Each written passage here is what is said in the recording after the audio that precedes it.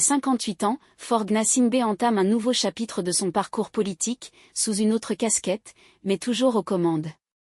Au Togo, l'Assemblée nationale a officialisé ce samedi 3 mai la désignation de Faure Essozima Gnassingbé comme président du Conseil, un poste nouvellement créé dans le cadre de la réforme constitutionnelle adoptée en mai 2024. Cette annonce marque le passage officiel du pays à un régime parlementaire. La désignation de Faure Gnassingbé s'est déroulée au cours d'une séance plénière de l'Assemblée nationale, conformément à l'article 47 de la nouvelle Constitution.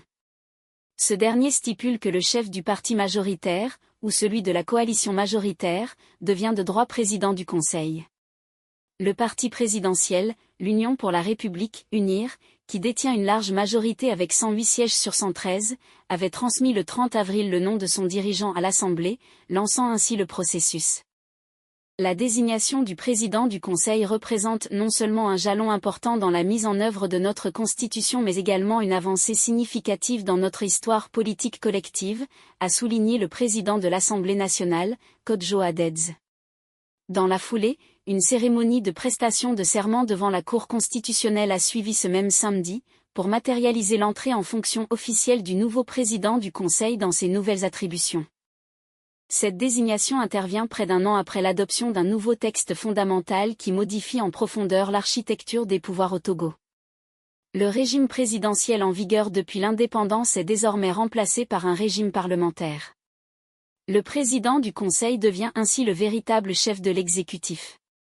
Il préside les conseils des ministres, conduit la politique nationale, nomme aux emplois civils et militaires, définit la politique étrangère et représente l'État dans les relations internationales. Il est également le chef suprême des armées, tandis que le président de la République élu par le Parlement réuni en congrès occupe désormais un rôle essentiellement honorifique, pour symboliser l'unité nationale. Ce dernier doit d'ailleurs être élu ce samedi 3 mai 2025 par les deux chambres réunies, avant de prêter serment dans la foulée. Plusieurs noms circulent sur les réseaux sociaux, sans qu'aucune confirmation officielle n'ait pour l'instant été donnée. Cette réforme constitutionnelle, bien que saluée par les partisans du pouvoir comme une modernisation des institutions, continue de susciter des critiques de l'opposition, qui y voit une manœuvre pour permettre au président Faure Gnassingbé de se maintenir au pouvoir, alors que son parti contrôle l'Assemblée nationale et le Parlement, depuis les dernières élections législatives et sénatoriales. Merci de suivre Africa is Wealth. N'oubliez pas de vous abonner. Nous vous donnons rendez-vous pour de nouvelles actualités.